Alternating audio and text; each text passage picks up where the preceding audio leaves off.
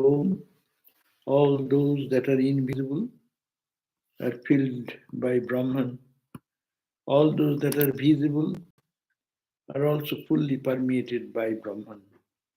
The whole universe has come out of the whole Brahman. Brahman is still full, although the universe has come out of it.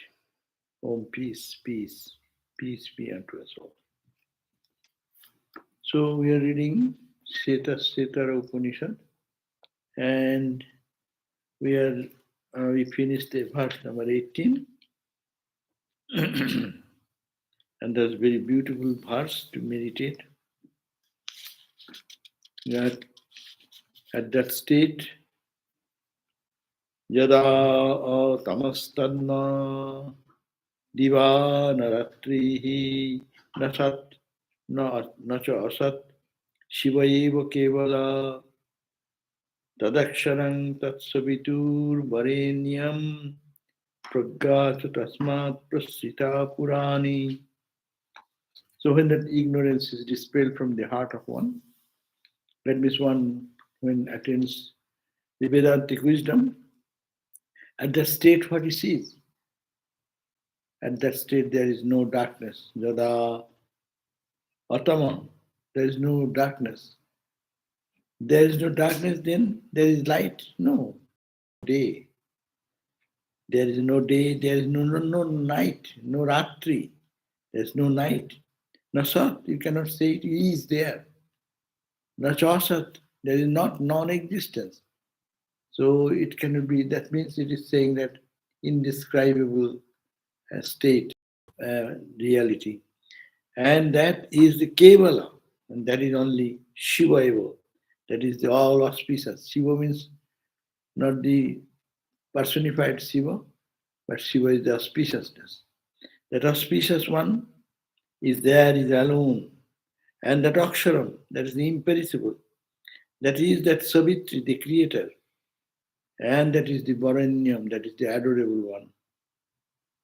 And from that, Tasmat Purani, from that eternal reality, the ancient wisdom, all have proceeded, all the Vedic wisdom, all the Vedic knowledge, all the knowledge in the universe has come out of it. So it is a state describing what happens when one's mind moves into a state of that divine consciousness. And there is no day, there is no night. There is no light, there is no darkness. There is no opposites. We have, in our present state, we have two things, always opposite. Right, white is there, black is there. Color is there, no color is there. But this point is only one, but there is no other thing but that reality. There is no darkness, there is no ignorance, there is no being, there is no non-being. That is, there is only one auspicious reality, which is called Shiva, which is imperishable, and he is worthy of being adored as the creator. He is the only adorable reality. And from him has proceeded the ancient wisdom. All the wisdom means knowledge, secular knowledge, spiritual knowledge, all has emerged out of that reality. Continuing the same, today we are reading the verse number 19. Verse 19 says, Nainam urdham na tirjancha, nainam urdham na tirjancha, namadhe parijagravat, namadhe parijagravat, natasya pratima asti, natasya pratima asti, Yasya nama mahat jasaha nainam urdham na tirjancha namadhe parijagravat natasya pratima asti Yasya nama mahat jasaha Jasya Nama Mahat Jasa. Jasya Nama, whose name is called Mahat Jasa. Mahat means great, great. Mahat, great. Jasa means glory. Whose name is great glory. That means that reality, that Brahman, Urdham, no one can grasp where it is, how big is it, where it started above. Not Tirjan. Tirjan means there is no which is across. What is across? No madhe, no middle. Parijagravat, one can grasp. No one can grasp what is the beginning and the top, where is the across, where is the middle, and that is what is called Namo. His name is Mahat Jasa. Mahat means great, grand, profound. Jasa, the glory, the great glory. It is the great glory everywhere he is, so it cannot be fathomed. And notasya pratima asti. There is no equal to him. No pratima means parallel.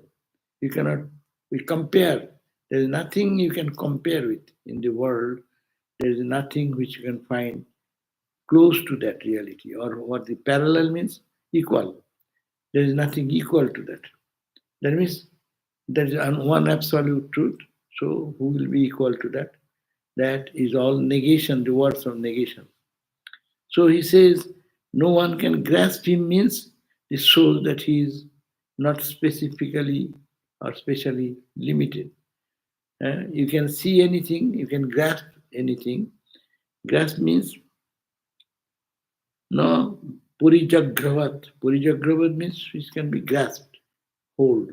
We can hold only limited thing. Infinite thing you cannot hold. How will you hold? Where is your tool to hold that? What are the tools we use? Hand, some instrument to measure something. What instrument will be there to measure the infinity? You can measure something, oh, distance, mentally thinking, oh, here to London is this much, so many miles. You can just imagine. But that you can think of that. But which is beyond your mind will be unable to measure that. That's why it is called no one to grasp that him. Him means the Lord God, the Absolute.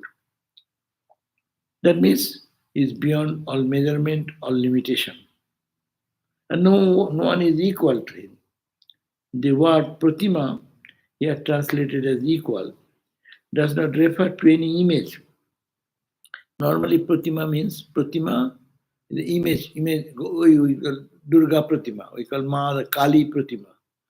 This pratima means the image of Ma Kali, image of Ma Durga. So, what is the image of Brahman? You cannot find any image. Image is for limited thing. Or image may be, you call, suppose it is your image. Your image you see in the, where? In the mirror. You can see your image or your reflection, we call. So, there is no image. There is no another thing to reflect upon. It is the only reality. So, it does not refer to any image as is interpreted by some who are not in favor of image worship. According to them, the passage means there is no image of him. The true meaning of it is, however, that he has no equal. Brahman has no equal, that means you cannot have any image. Image, the non-dualist people will say God has no image. But God has image, no? Or all our worship is image worship. Is it not? What do you worship? Make it little interactive, otherwise it will be all dull. What do you worship? Sri Ramakrishna. Sri Ramakrishna. Who is Sri Ramakrishna? Is it? And Sri Ramakrishna, how do you worship? If in a photograph you see, you try to remember that photo and imagine that. So that's an image. Image of what? That God man who lived in the world, it is his image. It will remind us of him. That's the image. Image worship is a very important factor in our spiritual journey. how much we talk about non-dual truth, we always do worship, image worship. You cannot think of God in without making a map of it. So it is like sky. You make a image of sky. It is like ocean. You make a image of ocean. So you cannot think of anything which is not image. So there is no equal to him. That's the meaning. But you cannot have. It is not meaning that there will be no image. God has no image. All the dualistic worship in Hindu tradition, in Buddhistic tradition, even in Christian tradition, when you talk about Mother Mary, Christ, they're all images. So, the meaning that he has no parallel or equal to him. So, I'll read the same thing from the Gambhira Swami's translation of the Upanishad by Shankara. Same thing, better to. Nobody can grasp him from above, nor grasp him by across, nor in the middle. There is likeness of him whose name is Great Fame, G capital F capital Mahat Jasa, great fame or great glory. Nobody, Purijagravat, can grasp. Enam means this one who is under discussion, that is Brahman. Pramurdam, from above in the direction that are upward, etc. Because he is by nature unlimited. He has no parts and has no limbs. No asti pratima, there is no likeness. There is no likeness of him and has no limbs. No asti pratima, there is no likeness of him, of that God himself, because he is the nature of the experience of uninterrupted bliss. Who is Brahman? Brahman is what? An experience of uninterrupted bliss. This is an experience. We are seeing you, it is an experience. That this seeing experience is momentary. But here, the experience of God, when it will come, it will be uninterrupted experience of joy. And because there is no other who is of this kind, whose of means which the name, and Mahat Jasa is called the great fame, fame that is not limited by direction, etc., and is full everywhere. So this is the verse, and now let me see what this Lokeshwarananda Swami's book tells us.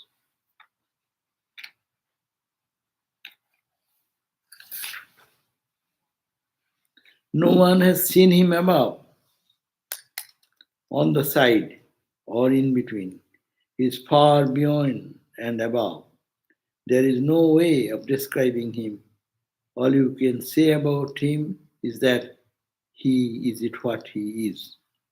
All you can say about Brahman is that he is what he is. There is no way of describing him. He is infinite. He is unique. He is beyond thought and speech. Sri Ramakrishna told Vidyasagar, everything has been spoken of, but not Brahman. How can a person who is finite say anything about Brahman who is infinite? That means this is the description. Always we talk about Brahman is infinite, non-dual.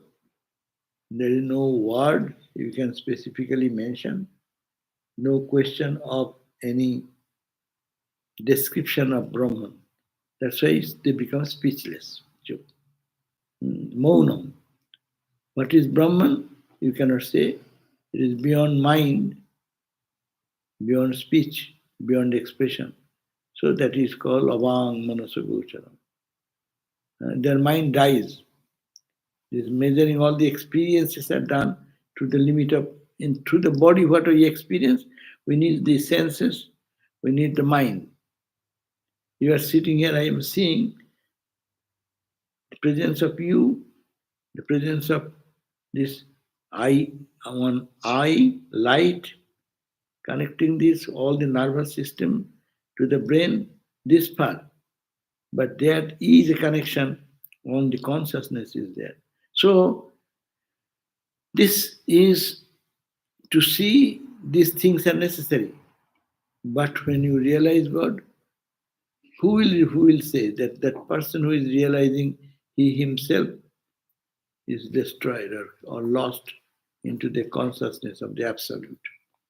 So I dissolves. Ramakrishna said, and salt doll going to measure the ocean, and as he moves on, what happens is as push it gets melted.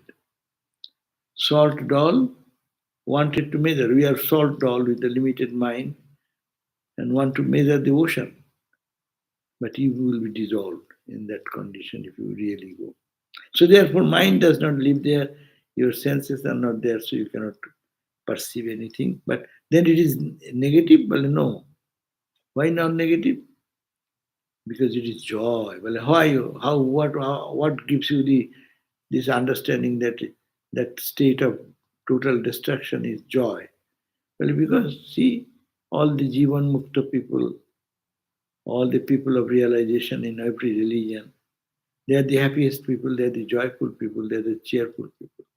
So it indicates there is joy, which they got it. Why can we not say anything about Brahman? Because Brahman is without attribute. You cannot say he is good or bad. If you say he is good, you are limiting him. But Brahman is limitless. There is a story of two brothers who were sent by their father to a teacher for their education. After staying several years with the teachers, they returned home and their father decided to test their knowledge. He asked the elder brother to tell him about God. The young man made a long speech. When he stopped, the father asked the younger brother to say whatever he had to say about God. The younger brother said nothing. He just kept quiet. The father was very pleased and said, I know why you are not saying anything. It is because you realize that God is a subject about which nothing can be said without making a mistake. So if you describe the infinite, you cannot describe, so you will make some wrong statement. Anything fantastic, few words we can use. It's fantastic, it is big, it is huge. For us, little thing is huge. No? For us, we live in such limited conceptual world. Our mind is so limited. Little something is much for us. But when mind expands and becomes pure, then only what happens? You cannot fathom it. It becomes one with mana, mind, mana. Mind then merges into ocean, means it is like a drop of water which was separate, merges into the ocean. What it becomes? It loses a small drop and it becomes what? It becomes the ocean. Who will say? The drop can say, suppose a raindrop. Imagine you are a raindrop. You can describe the ocean from above, long, say, so many miles away. The ocean is a big, huge amount of water. Okay, come closer and closer. Then you say, oh, I cannot see the horizon. Horizon is becoming little vaster and vaster. And then you touch the water drop, just touches the ocean. What will happen? Drop will say, how big is the ocean? What will say? Who will say? He loses himself into the ocean. So this why, it is the Upanishad says, Jasya matang tasya matam, matang jasya na Navidyate naki I forgot. Matam Jasya, who has the matam, mane who speaks something, it is his view, but it is all beyond that. There is no description. Natasya pratima asti. There is no parallel of that. So he says that I know why you are not saying anything. Father was very pleased with that young son who could not speak anything about describing what is Brahman like. And he's eh? এইটুক বাবা যস্য মতম তস্য মতম এটা কেন Upanishad another Upanishad said jasya matam by whom knower of Brahman amatam is not thought who think that he does not know Brahman not to be reasoned or thought out or determined tasya matam that person knows. See, this is the beautiful word.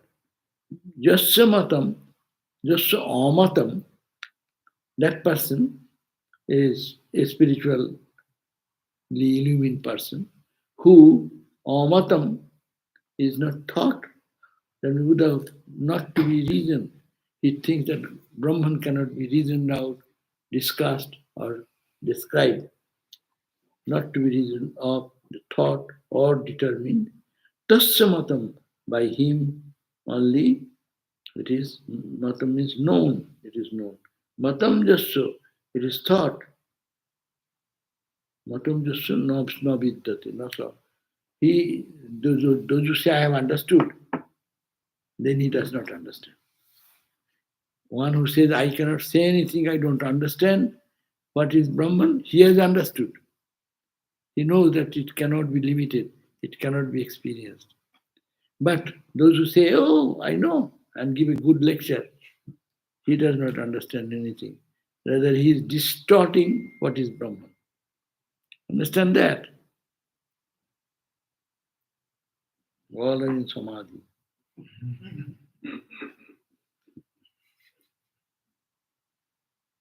Yeah.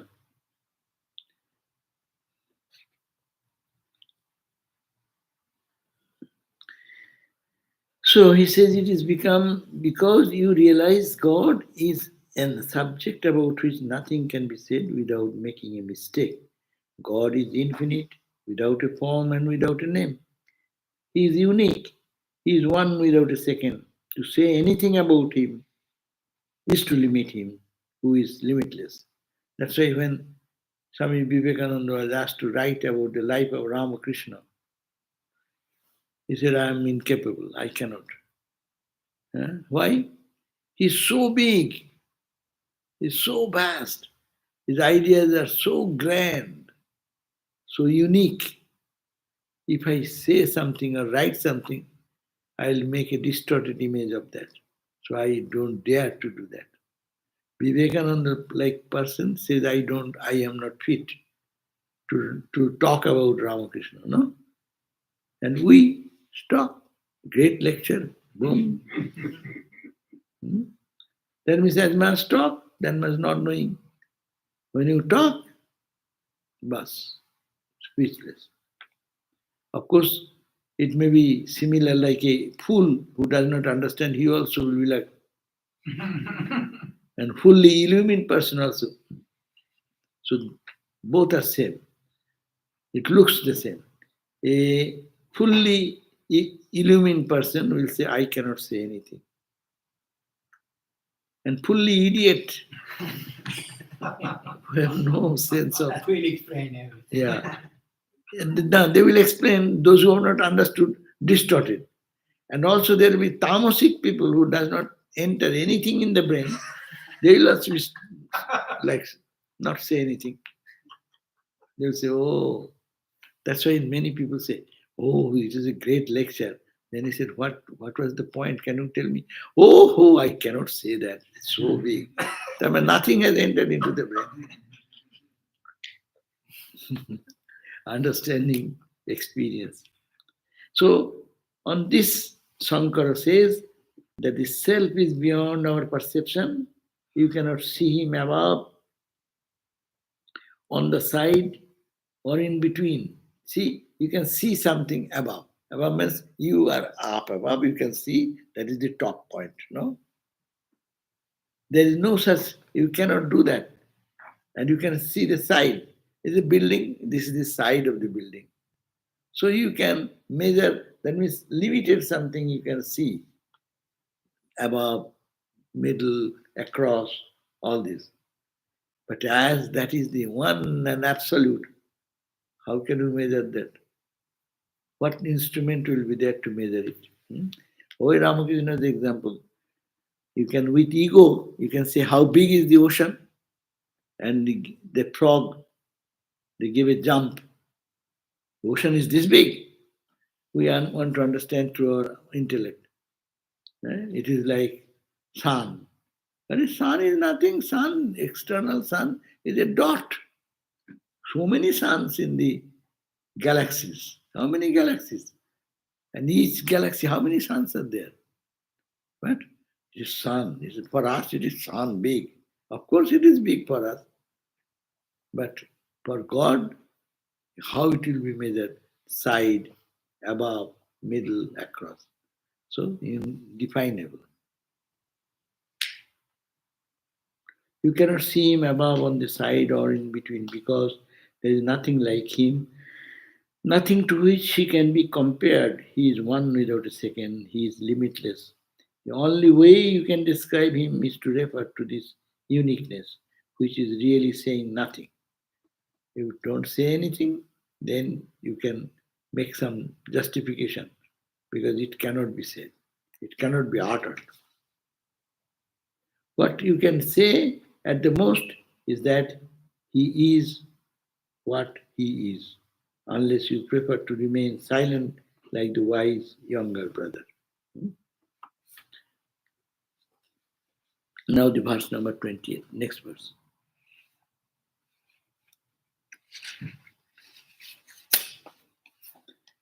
न सन्दृशे न सन्दृशे तिष्ठति तिष्ठति रूपमस्य रूपम् अस्य न चक्षुषा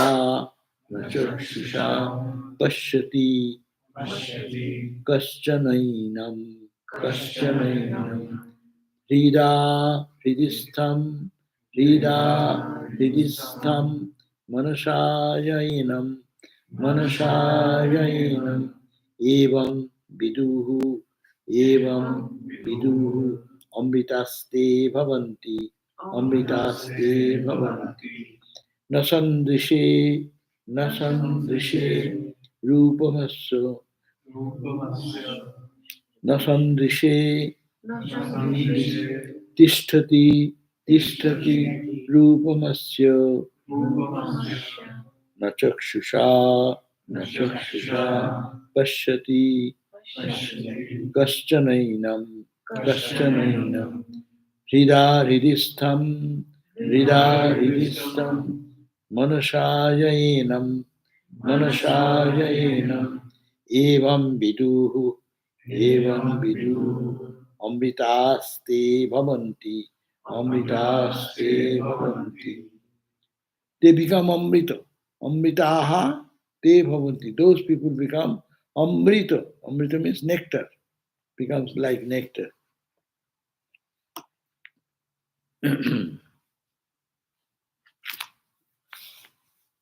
Na sandrishe asya rupam, the Brahman, the form of it is that form of Brahman, sandrishe, in the field of drisham, in drishti, vision, in the field of vision, natishtati, does not stand. You cannot see in the vision. People only can say, I have seen God, means Saguna Brahman. You cannot see Nirguna Brahman. You cannot see. Seeing means the seer, object, and the instrumentality. Three things will be necessary to see anything, to hear anything, to eat anything, to touch anything. Three things: one object, one subject, and one connecting link. mind, light, these are all connecting the nervous system. So, no sangdishyate, in the field of vision and experience. Experience is one thing. Make a distinction. Vision means you see something. People say, I had a mystic vision. No, many people say, I had a good dream. That godly dream is, or some consider it is a like vision. No, what is the vision? Vision means anything which is divine, and you see something. How you see? In your through your pure mind. So here says, Osharupam, the Brahma, what we are talking about, is real nature or how, not Sandrishe. You cannot see. You cannot perceive. Five senses, they are incapable of feeling or seeing like that. God cannot be seen like this with the eyes. Always you limit it. When you see, that means seer, seen, and drashta, drishyo, darshan. It's called Gyata, Genu, Gyanam, Dhata, Dhanu, Dheyam. Three things are necessary for any personal experience of non dual reality. That is, in non dual reality, you cannot perceive because you die. When you go there, death occurs because mind dies. Mind is the tool through which we know. So it says, no sandishe, he is born, no sandishe, in the field of vision, not ishtati, does not stand. Enam na chakshusha pasati kaschanainam. No one have ever seen with these eyes. This eyes is all limited. It will show you all the time limited something, not God the absolute. You can have darshan. Yes, Ramakrishna saw Makali. You cannot say this, cannot see. But that seeing is in a pure mind state. He can see, but not that absolute form.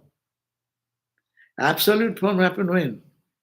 When the mother become effulgent and become all pervaded like ocean. And then he died. Ramakrishna, who was trying to see mother, who is be seeing whom? He got merged into mother. Mother means not the form, but mother is the consciousness. So, Aswarupam Sandeshe, he is formed in this field of vision, no tishtati, does not stand. Enam, this Atman or Brahman, chakshusha kaschana napasati. By the eyes, never ever anybody has seen it, thus can see. Ye enam, only who can see, experience. Ye, those people, enam, this Atman or Brahman, Hrida, Manasha, by the heart, by the mind. Only that's why meditation process.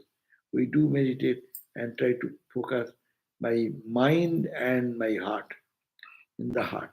So this is the see how our spiritual practices are all rooted into the Upanishad. Hrida, Hridistam, Hrida in the by the mind. You have to use what is tool you take meditation time. What tool do you take in meditation? Say something. Chapa. Huh? Chapa. No, no, in the meditation time, what tool you take? Your Japa mind. No, it is mind. With the mind. Japamala is the repeating the mantra. But what tool you use to meditate? You take the tool of mind and make an image of your Ishta Devata and try to focus and then mantra. That's the thing. But mind is the factor. Our japa and meditation does not become very meaningful because our mind is not there. When the mind gets absorbed in the divine image inside and the japa, then comes the experience. So it is said, enam, that those types of sadhakas, spiritual seekers, Rida Manasha, Rida Manasha, by the heart, by the mind, through the faculty of intuition, evam hridistam, as thus seated in the heart. Lord is seated in my heart. Shridi Stha. In the heart, he's waiting here. He's sitting over there. In the heart, Viduhu realize, those who can see that. That means only you can do think in your heart by the help of mind that the Lord is here and concentrate there. Then it will happen. Amrita Bhavanti. If you can know that way, and the mind becomes purer and purer, then you can say, I know God. Only experience may come. His form does not stand within the range of the senses. No one perceives him with the eye. Those who know him through the faculty of intuition, as thus seated in their heart, a faculty of intuition. Experience when it comes, it is not the mind, that is the buddhi, but intuition. Intuition means purified mind. Intuition they have translated, explained that by the intuition you know that the Lord is in your heart. You are thinking that way and thinking, and you merge in it, then you become immortal. So our process is justified by the Upanishad. All the meditation process we try, it is here. That you have to use your mind, concentrate your mind, and think in the heart, is seated in the heart. Heart is a very important point. Many people say, why heart? Because heart is the point where we have our all emotions and experiences, all the feeling center. You all feel joy, you feel in your heart. Sadness, sorrow, you feel in your heart. So it is the heart center is very important. It is a sensation. To experience any sensation, we feel there. And that's why God is to be experienced. That is the best place. Ramakrishna says that Hridaya, the heart, is a place with Dankamara stham, meaning the heart is the place where God is announcing that I am here. He can stay everywhere. God is everywhere in your body, no, from head to toe. But more experiential side will be in the heart, because that is the sensation, perception, or experience side. So intuition means this is clearly a reference to the way of realizing Atman, which cannot be seen by the ordinary sensuous perception, as mentioned in the previous line. You cannot have anything sensuous perception. These are sensuous perception, five sense organs, that perception. With the same way as I said, you cannot see God in this way. But you can see with a pure mind, pure eyes. That purified mind can see, means you can divine images, you can see palpable presence of Ramakrishna is to see palpable presence of Mother all the time, in everyone. The super sensuous and super rational way of knowing is what is called intuition. AJ, that the definition I've given. Super sensuous and super rational way of knowing. Knowing God not in the normal level, but super sensuous, not the senses. Go above the senses. Super sensuous. And super rational. You go intellectually understanding, rationalize. This is untrue, this is true, this is changing, this is unchanging. And reach a point where it is above the rational thinking. That means rise above your intellectual rationalization, ratiocination, Swamiji said, and go above what is known as the supersensuous way of knowing is that intuition. And it is this faculty something entirely different from the mental faculties of man? No. The Upanishad does not seem to say so. For what we have interpreted as by intuition is in the original represented by the two words Hrida by the heart and Manasa by the mind. So Hrida and Manasa. Hrida means the heart and Manasa by the mind. So you think in the heart with the help of your mind, that divine entity, and focus their mind and concentrate. And when the mind will be extremely pure, then you can see is super sensuous. Not to these eyes, that's why another eye. That's why you find that in gods and goddesses, they have another eye here, called third eye. So third eye grows, that's a super sensuous eye.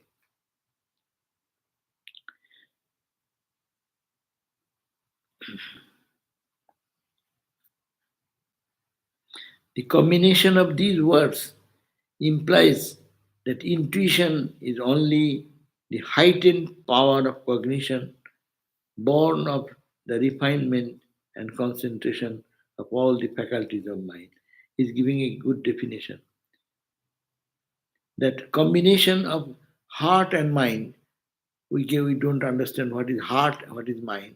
But this combination is the heart is this experience center, which we call the chakra. It is a chakra where you focus your mind in that chakra, in the heart, and with the help of the pure mind. So mind and heart is here two things. So two things are necessary for this experience, practice. So he says that the combination of these words means heart and mind, that intuition is only the heightened power of cognition. Intuition comes with the heightened power of cognition. I cognize you in the normal plane, but I cognize you in a spiritual plane, higher plane, above mind, above intellect, ordinary mind. All these faculties of mind, feeling, thought, and will. In other words, in the experience of Atman, in the experience of Atman is involved not any one of these faculties alone. Three faculties, feeling, thought, and will. That means it is a will is there that to realize that truth, thought is constantly there, and the feeling is there. So three things should be together. That's why in the heart with the mind. Mind works in three areas: will, and then thought and feeling.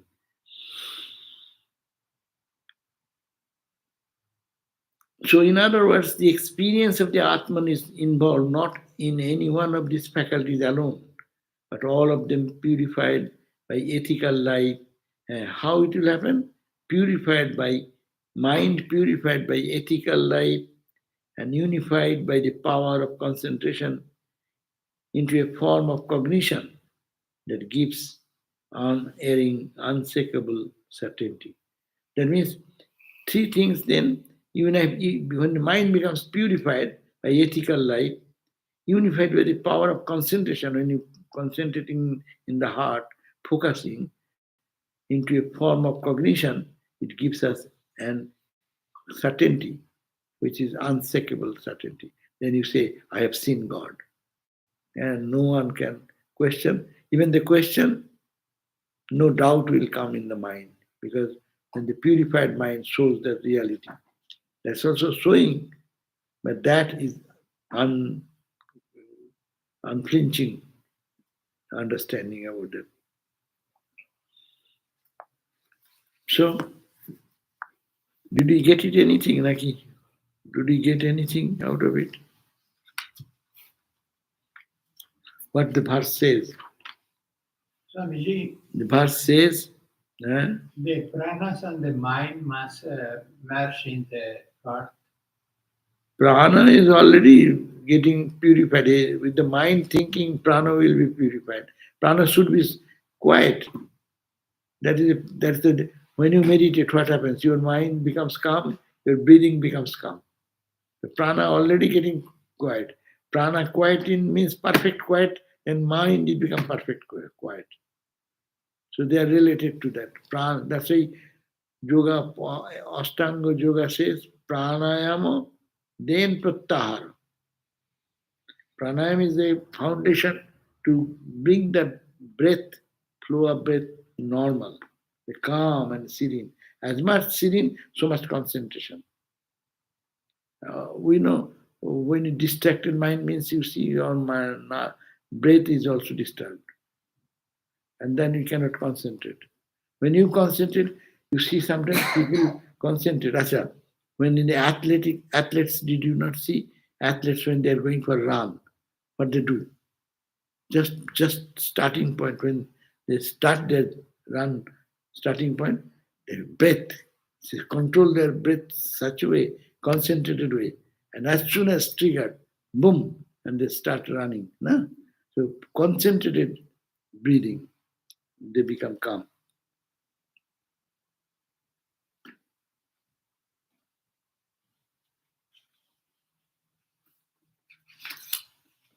So Shankaracharya here, the same thing, bear with me, you'll have to hear this, because we are reading a scripture, it is not so sweet like music, no? But it is a little, it is little tough thing, but we have to grasp that as much as we can. So Shankaracharya says, is a translation, beautiful translation of Shankara's original Sanskrit. He says, Asharupam, he is form, he means the Lord God, the true nature of God, who is under discussion, which is devoid of form, etc. We have already told, free from distinctions, which is of the nature of self-revealed experience, uninterrupted bliss. Not istate does not exist, sandrishe, within the range of vision, in any region that can be perceived by the organs. Your eyes, you cannot perceive by through the eyes. Your ears, you may see the many sounds, that will not be able to give you the idea of what is Brahman, like that. By the very fact of being beyond the range of the organs. Brahman being beyond the ranges of the organs, not only organs, his master is mind, is beyond mind. One who is under discussion.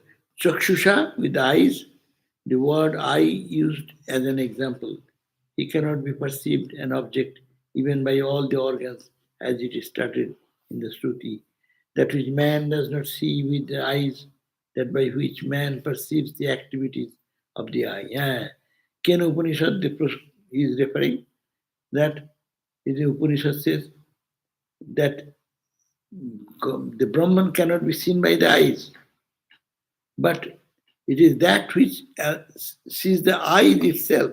That means it stands behind the eyes, that consciousness. So I cannot see that, but I is seen by him who is behind. The ears cannot hear, but it is the consciousness which is behind the ear allows this hearing, like that. That which man does not see with the eyes, that by which man perceives the activities of the eyes. The monk who are endowed with the four disciplines, etc., have the adequate competence. That means it is for the student who is of qualification. Sadhana chatushtaya, four sadhana. You know what are the four sadhanas? Viveka, Vairagya, then Samadhi, Satak, Sampatti, and Muksha, Mukshutta. These are the qualifications. We are studying Vedanta. We have to understand, are we qualified? That's why I say Viveka. First quality needed, you have to, are you capable of analyzing what is eternal, what is temporal? Nitya Nitya Vastu Viveka. What is, can you make a distinction? What is permanent, what is impermanent? Day and night, think like that. Then your first condition, your student is capable of one tick mark. First, you are capable of analyzing what is permanent, what is impermanent. Yes, you have to live in the world, but impermanent will be little troubled by that, but you know it is also passing. It is not permanent. At Brahman is the only permanent. So nitya nitya vastu. And then you have to follow bhaga, viraga. Viraga means detachment, renunciation. Renunciation of this worldly enjoyment and also promised enjoyment in the heaven. Huh? I don't care for that. Neither I care for here. It's too little for me. I want infinite. What shall I do with $1,000? I want $1 billion.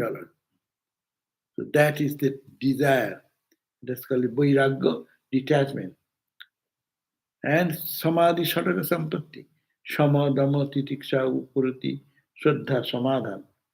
And all these good qualities, self-control, the sense control of the mind, control of the senses, titiksha, austerity, shraddha, faith and trust in the Guru, and also the scripture, shraddha, and like that, all these qualities.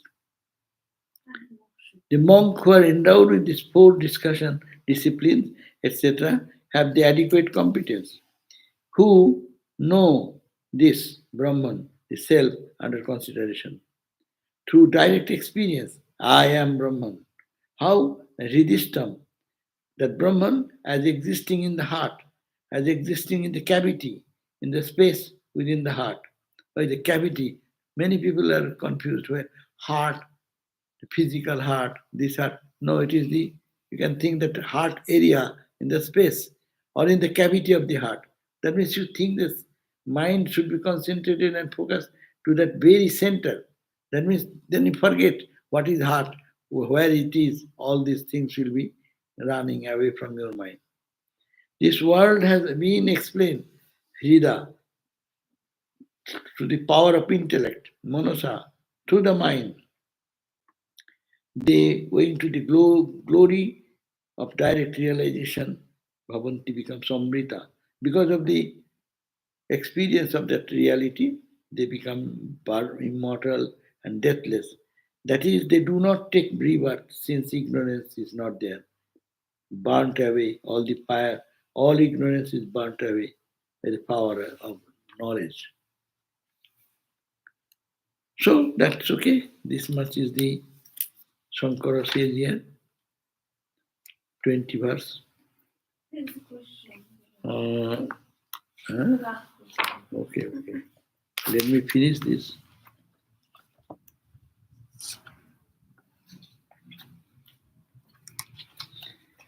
Swami Lokeswaranandaji says that this Lord, the cosmic self, is not perceptible to us. No one can realize it with the sense organs. Yet people can realize it.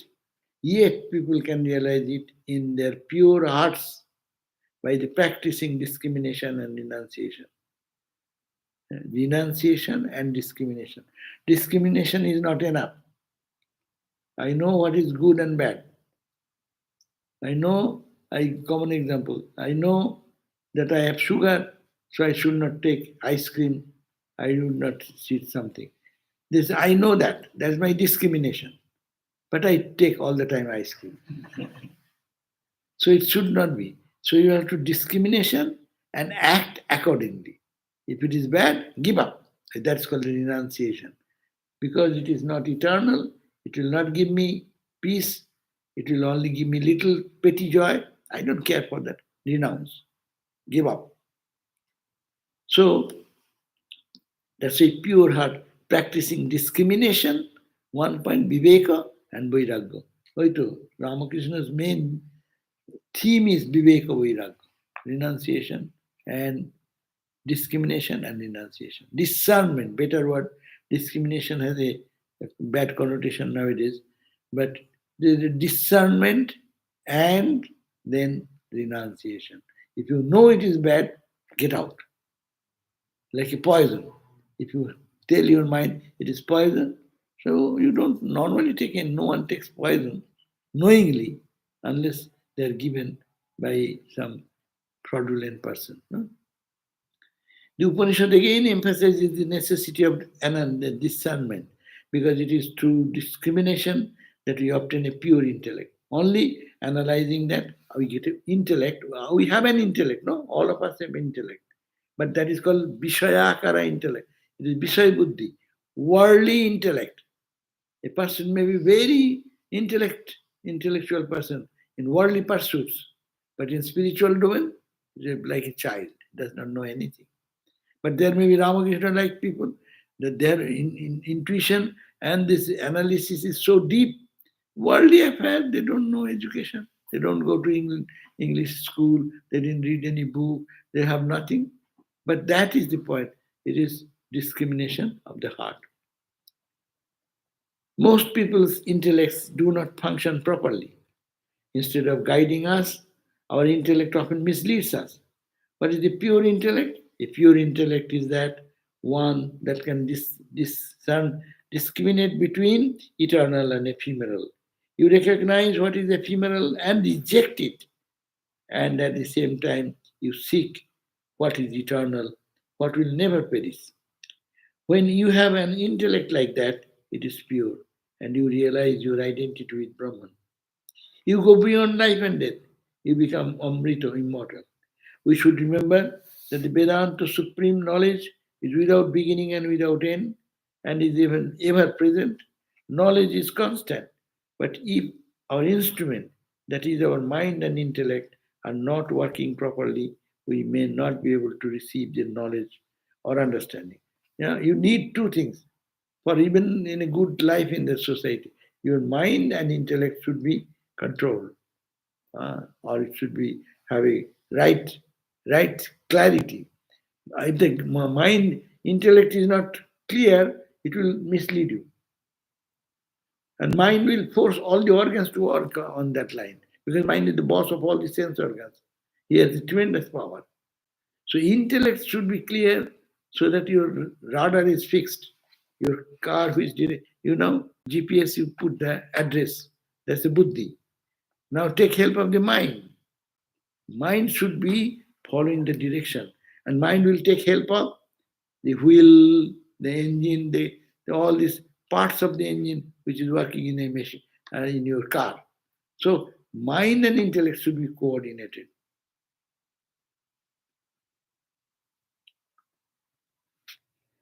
This knowledge is within us, and it is not that sometimes it is present more and sometimes less. It is always the same, always constant.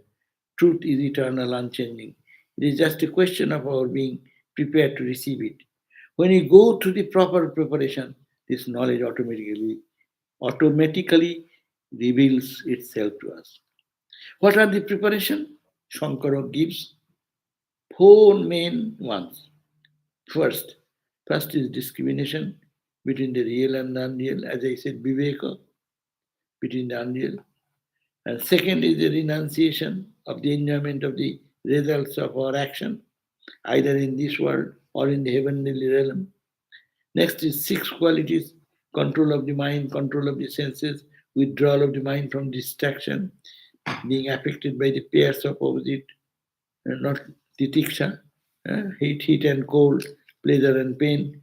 You just remain undisturbed, and faith in the words of the Guru and scriptures, and concentration of the mind on Brahman, Samadhana.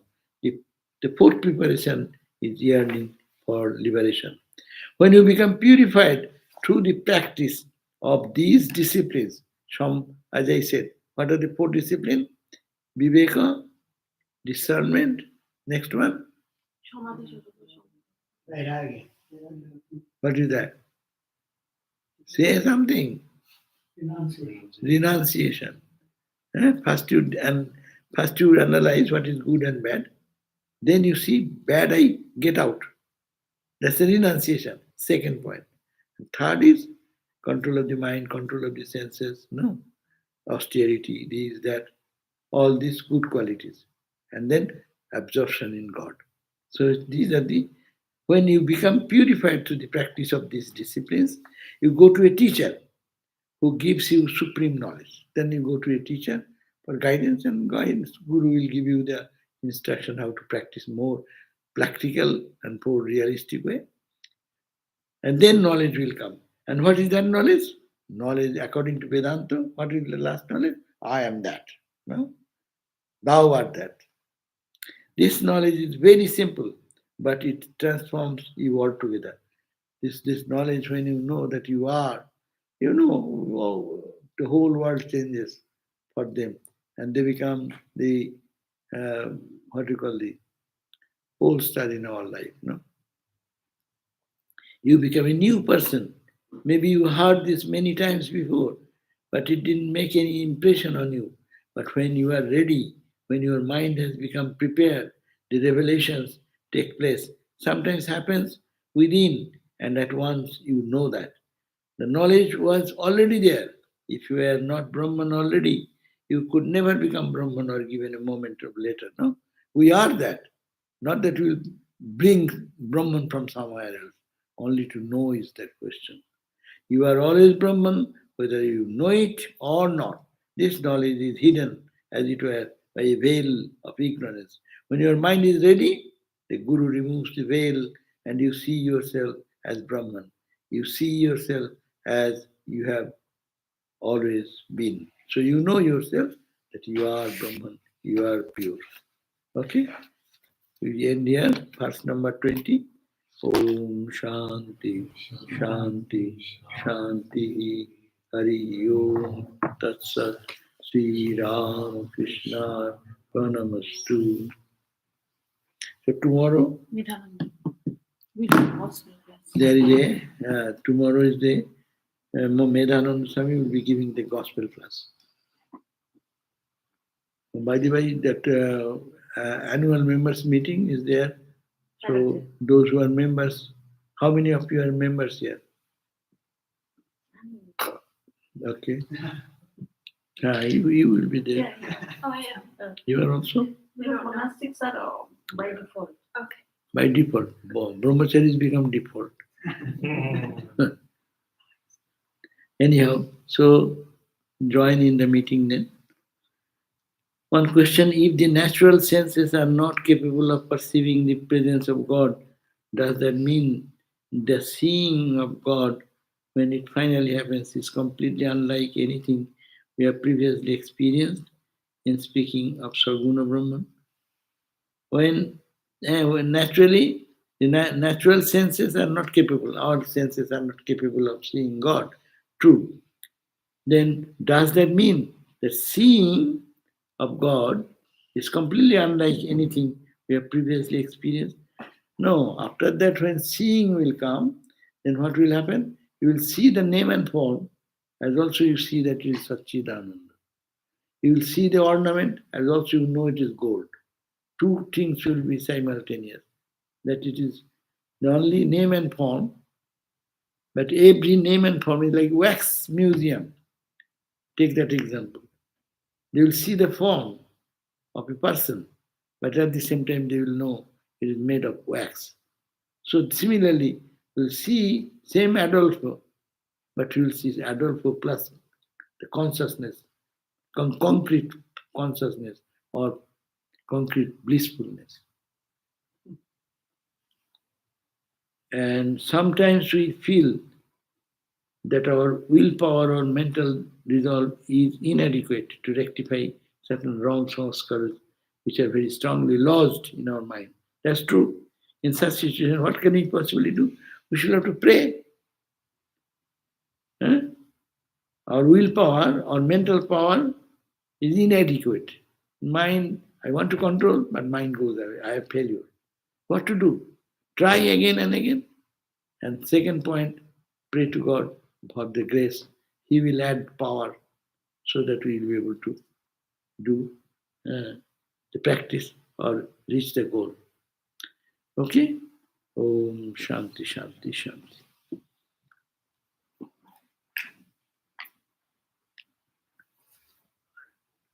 Okay, so we end here.